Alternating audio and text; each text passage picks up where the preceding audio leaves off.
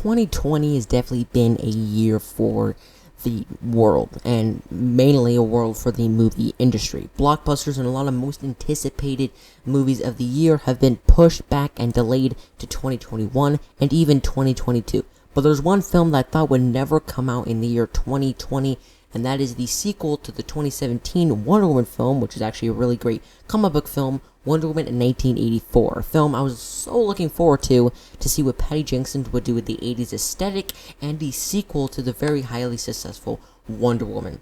But hearing a couple of mixed things and very mixed reviews, some critics says it's good, some critics says it's disappointing. What do I think of the Wonder Woman 1984? Let's talk about it. Nothing good is born from lies. And greatness is not what you think. So, what do I think of Wonder Woman 1984? Very disappointed. I'm not going to say this is the worst comic book film of the year. But besides, it probably is, unless you count Bloodshot as a comic book film. Technically it is, so it's not the worst comic book film of the year, I guess. There is some really good stuff. Some good action sequences, some good performances. But overall, the film is a very weak film compared to that very first Wonder Woman film. It's a film that deals with a lot of interesting themes, choice, regret, destiny, and a lot of stuff that the first film kind of teased at. And Patty Jenkins is really good at doing those morals and lessons very, very well in that first film. But in the sequel, she didn't really do it that well. Let's talk about what works, though. First, talk about the cast. Gal Gadot is fantastic as Wonder Woman still. She still has that more fun, quirky side to her in this film, and she completely won me over. In Batman v Superman, I wasn't sure how I was going to feel about her. The first Wonder Woman, she sold me. Justice League, she's fell back for me. But in this film, why she wasn't as good as she was in that first Wonder Woman film, I think she's kind of getting tired of the character just a little bit. She was really great. And I like how this film, she's kind of vulnerable. I'm not going to spoil how she gets vulnerable in the film. I'll leave that for a spoiler discussion later on the channel. But I like how later on in the film, something has to do with her wish. That's all I'll say. She gets vulnerable. And in the action sequences, she needs help from Steve Trevor a lot, which we'll get to him in a second.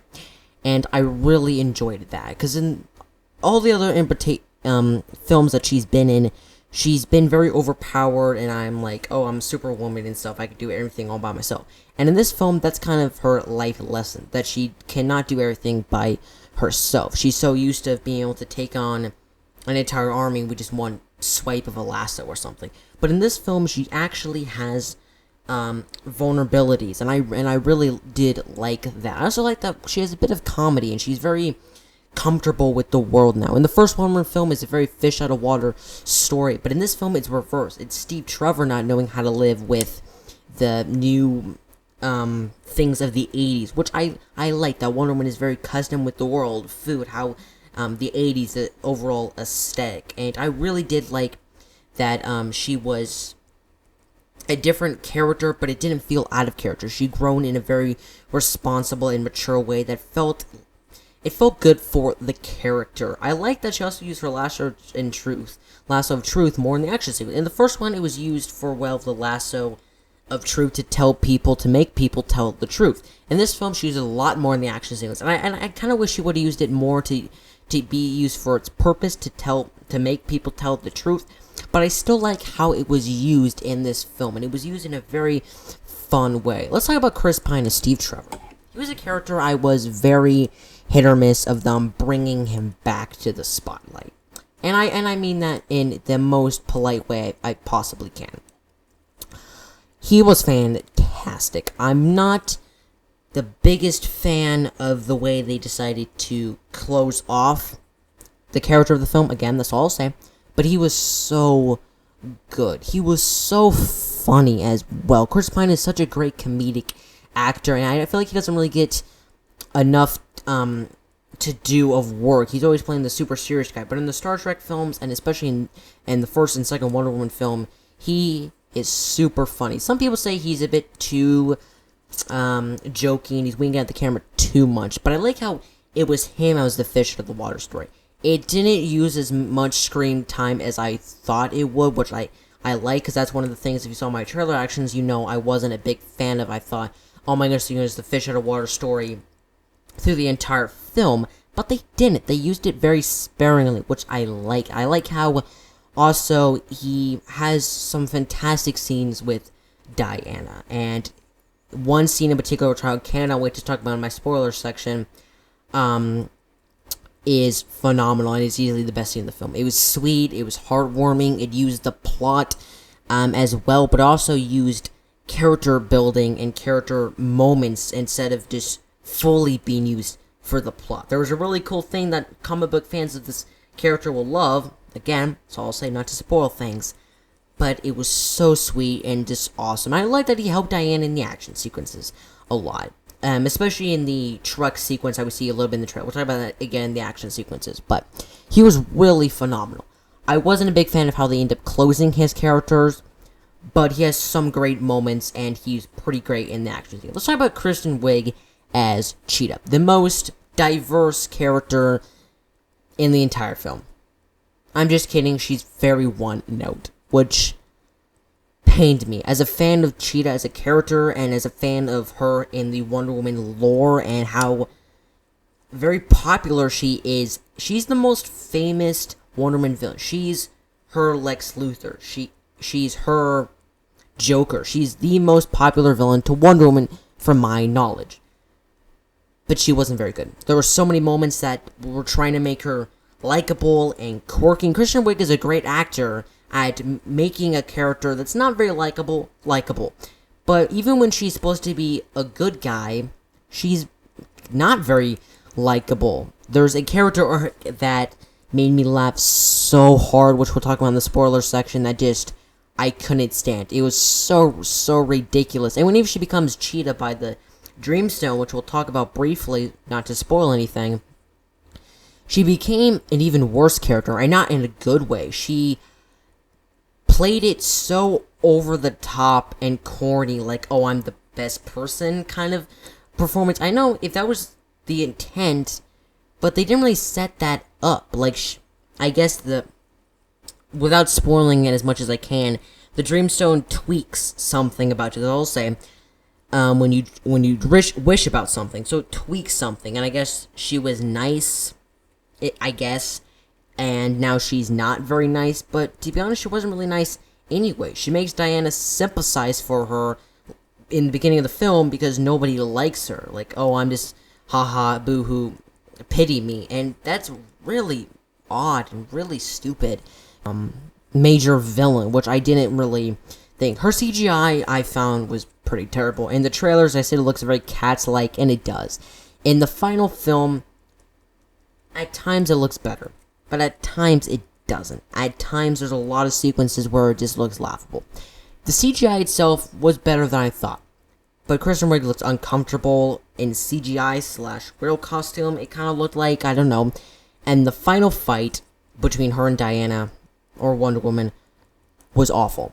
The lighting was terrible. It was so bad. It was short, too. I'm not saying I needed to be Batman v Superman Doomsday, where it goes on and on, but I think it was like a minute and a half. It was so short, so disappointing, so weak, so lackluster, and I wanted to see these two titans go at it in a live-action film, but I didn't. I didn't get that with this film. I got a very disappointing final battle. I want to talk about Pedro Pascal as Maxwell Lord. So weird and so entertaining. He plays it so over the top. I thoroughly enjoyed it. He's not amazing. At the end, he becomes a screaming lunatic. But the film tries to give him some backstory, and they give him a son, so in a way, he's not amazing, but he's very entertaining. He overacts it. He's very hammy in the film, and I wouldn't say he's a great villain. Him and Cheetah are so lackluster baddies, but he's supposed to be kind of the forefront for him and Diana to go at it in a way without spoiling it. And Cheetah's supposed to be the big bad baddie, but instead he kind of became the big baddie in the film. So don't go to the film expecting a Cheetah-centric film. She's in her Cheetah outfit. for about 2 minutes, guys. And some people say it's a spoiler. It's not. It's not a spoiler. I bet you've had some of this film spoiled already. I'll get into the big details and problems with these characters in a spoiler video sometime. But I found him really entertaining. He wasn't great. There's a lot of points where he was just a typical business guy. He wants oil, which is kind of stupid. He had good moments with his son, I guess. But a lot of the times, he was just overhamming it. But I did really enjoy it. The action sequences are very lackluster, and there's a very lack of action. Again, I don't know what I can say without spoiling it. There's a lack of action. The opening sequence where you see in the trailer, briefly, she's training. That is the best sequence. It's well edited, it's well shot. Hans Zimmer's score, which, by the way, the entire film, Hans Zimmer just does a great job. He continues to be one of my personal favorite movie composers. He does a great job scoring that film. And the trucker action sequence. There's one scene in that trucker action sequence, chase slap scene, which is usually the best action sequence in the film, that is so nerdy and so Pacific that in my mind, I'm the only person that the Lost Ark type moment where, if you remember in that film, Indy goes under the truck with his whip, and Diana goes under the truck with a door, and she does something very similar. It's not edited in the same way, it's not shot in the same way, but I just love that little nerdy moment. And the action scene is really good. That and the opening are the best scenes of action. The second act of the film has basically no action sequence. The brief mall action sequence is pretty cool. The final finale is disappointing and lackluster. And there's only like 2 major action sequences in this film. That is a major disappointment. I'm not saying I want this film to be an action movie palooza and just for it to be nonsense and really stupid and dumb. But if the film was super engaging, but the second act, guys, is extremely boring, surprisingly. There's a lack of Wonder Woman in her costume. But again, if I was vested in the story, I wouldn't care. But it's just Steve Trevor and Diana looking through artifacts to find where Maxwell Lord took the stone at times. Again, I hope I'm not spoiling anything too much. I'm not going to get into many details yet. But I find that extremely disappointing. And I found it to be such a lackluster thing that they did that. They did that so stupidly. Sure, sitting there watching this so-called action movie, superhero film, and like, there's only 2 major action bits. The 80s aesthetic in the film actually fits the film really well. I thought it'd be tiring because there's a lot of film using the 80s aesthetic, but I actually thought it fit the film really well, and I liked it surprisingly. The direction, this movie's directed once again by Patty Jenkins, was pretty good. Interesting style cameras and angles she uses.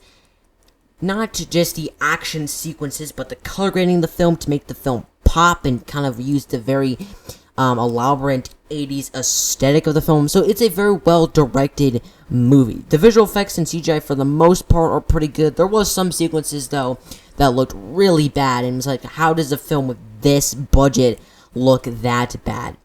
The main problem with the film, without getting into too much spoilers, is the story. The story is a complete utter mess. It's a absolute mess of a story. They use this stone as a arc that we kind of see in the story, and they use it as a front center, but there's so many other different plot lines that some of them go somewhere, but the resolution and the endpoint of these plot lines are so convoluted, so messed up, and overall make no sense to what the movie and worlds of story of Patty Jenkins said. This movie's screenplay needed like another draft. There's so many holes I could pick a point. There's so many stupid moments. And I cannot wait to talk about Cheetah's character arc. Because guys, if you've seen the film, you know it's not a character arc. It's so stupid, so dumb, so unfunny. I think it's supposed to be funny, but yet it's not. The movie's tone, guys, goes all over the place. Again, not to spoiler. There's one scene with goofy writing, goofy editing, and fun tone, and then the next scene, Cheetah's beating up a guy.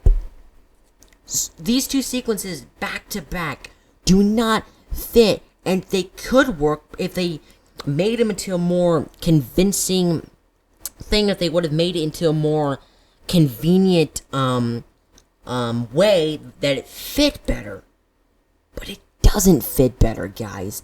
The writing of the film at times is really cheesy and not in a good way. Not Christopher Reeve, Superman, Korn. The film, guys, there's so many moments I cannot wait to talk about in the spoiler section, the spoiler review, which will be coming in a couple days. Wonder Woman 1984 is a movie with the plot is an absolute mess, character moments and development that go freaking nowhere, guys. And I wanted to love this film. I love the first film. I wanted to sit here and like, this film is freaking great. But I wasn't. I'll give Wonder Woman 1984 a C+. Let me know you guys' thoughts of Wonder Woman 1984 down in the comment section below. Did you love it? Did you hate it? I'll tell your thoughts. Tune in a couple days. We'll be doing a DCEU ranking and a spoiler discussion of Wonder Woman 1984. That will all be coming in a couple days' time. If you guys like this, just gonna hit that like button and subscribe and hit that post notification bell so you guys never want to upload another video. If you guys like this, you guys would like to see me talk about this type of stuff, nerd culture, trailers, and this type of stuff. I do run a podcast I do every other Tuesday with a friend of mine. It's called the Movie Review Podcast.